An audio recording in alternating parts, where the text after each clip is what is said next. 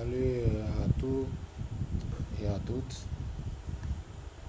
Les femmes, vraiment, je tenais à vous remercier pour tout ce que vous faites par rapport aux vidéos que je vous envoie, les partages que vous faites, les likes que vous mettez à mes vidéos. Et vous qui vous êtes déjà abonnés, vraiment merci beaucoup. Je vous remercie pour votre soutien. Là, je suis un peu de ce côté-là, un peu humoriste. Je vais essayer de vous raconter une histoire vraiment que lorsque j'étais tout petit, que me racontait ma mère. Pendant que j'étais petit, cette histoire-là vraiment m'a beaucoup marqué. Donc je vais essayer de raconter cette histoire-là pour qu'au moins chacun tire son petit côté de conseil. Parce que c'est des histoires qui nous conseillent beaucoup. Nous sommes en Afrique, on a nos cultures. Nos cultures, je pense que sont en train de s'éteindre. Parce que les jeunes d'aujourd'hui, vraiment, ils sont trop dans autre chose. On n'a plus de culture. Nos cultures sont perdues. Alors que moi, je vais raconter cette histoire-là. Allez, sans trop tarder. Voilà. Il était une fois un village qu'on appelait Bataniko. Il y avait un roi du nom de Yao Paul qui était le roi et qui avait une seule fille. Et cette fille-là, c'était la princesse du royaume de Bataniko. Cette dernière-là a eu, comment on appelle ça, l'âge de se marier.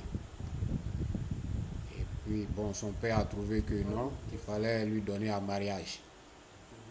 Bon, avant, dans la culture, pour pouvoir prendre une fille ou bien une épouse qui est une princesse, il y a beaucoup de preuves qu'il faut parcourir. Il faut montrer ta bravoure. Alors donc, l'épreuve qui était à ce jour, que les jeunes gens devraient exécuter pour pouvoir avoir la main de la fille, il y avait ces épreuves-là qui étaient là. Mais vous savez, les princesses, les filles, elles étaient un peu capricieuses et puis têtues. Cette dernière a dit non, que elle, même si les jeunes du village de ce royaume-là arrivaient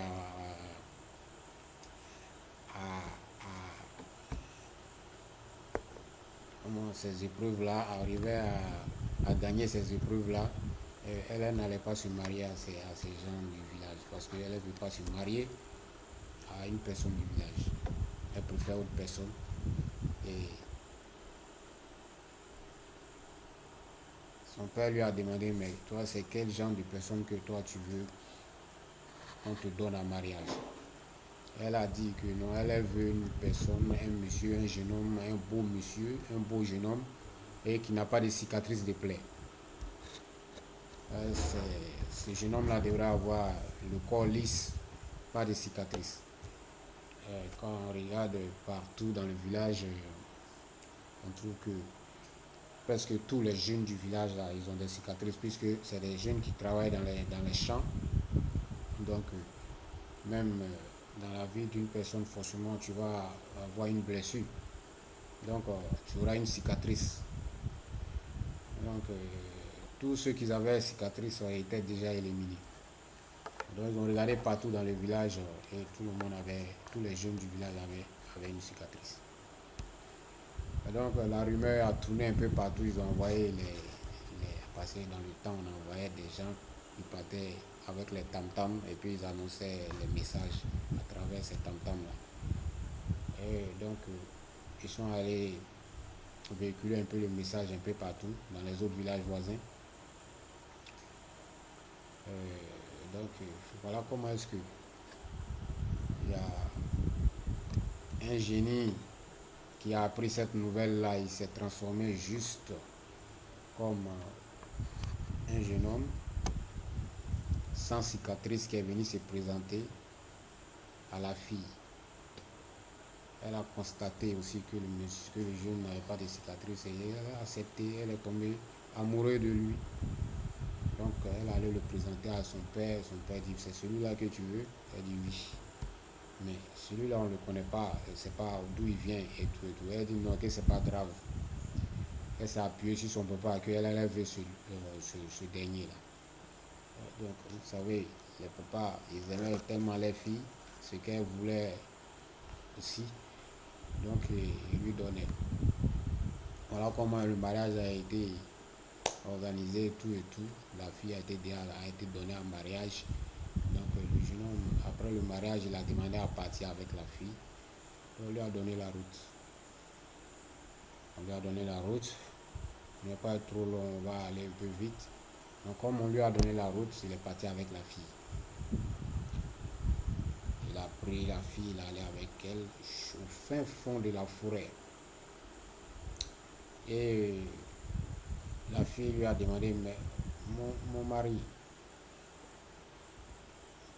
depuis ça fait 5 jours, nous sommes en train de marcher, on n'arrive pas chez toi. Chez toi là, c'est encore loin. Il dit non, que la fille n'a qu'à se calmer, que c'est pas loin, que c'est tout juste derrière la montagne que lui il habite. Ok, comme elle aime le monsieur, elle aime son gars, donc elle ne s'est pas posé beaucoup de questions. Donc elle a suivi toujours. Donc ils ont escaladé la montagne jusqu'à derrière la montagne. Et arrivé, il y avait un gros trou. Il est rentré avec la fille là-bas. La fille lui a demandé que ici c'est où? Et il lui a dit que vraiment ici c'est chez moi. Donc la fille, comme elle était tellement loin de son village, elle n'a pas trop posé de questions. Et puis elle aime le jeu. Donc elle a dit ok, d'accord. Si c'est ici chez toi, donc c'est chez moi. Parce que je t'aime. Donc on va rester ici ensemble. Allez. Donc le monsieur l'a laissé au fond du trou. Il dit bon, il va aller chercher à manger pour elle. Oh, ce dernier-là, vraiment c'est un génie. Donc il est allé, il s'est transformé. Il y avait un lac à côté. C'est là-bas que lui, il pêche ses poissons. Donc il s'est transformé en un gros serpent. Il est rentré dans l'eau en train d'attraper les poissons.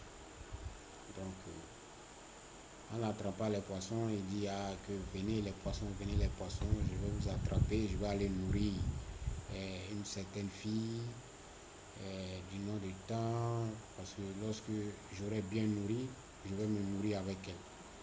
Allez les poissons venir. Donc il attrapait les poissons comme ça avec ses paroles. Et lorsqu'il finissait, il se transformait comme un homme et puis il prenait les poissons et partait remettre ça à la fille. Et elle préparait, elle mangeait.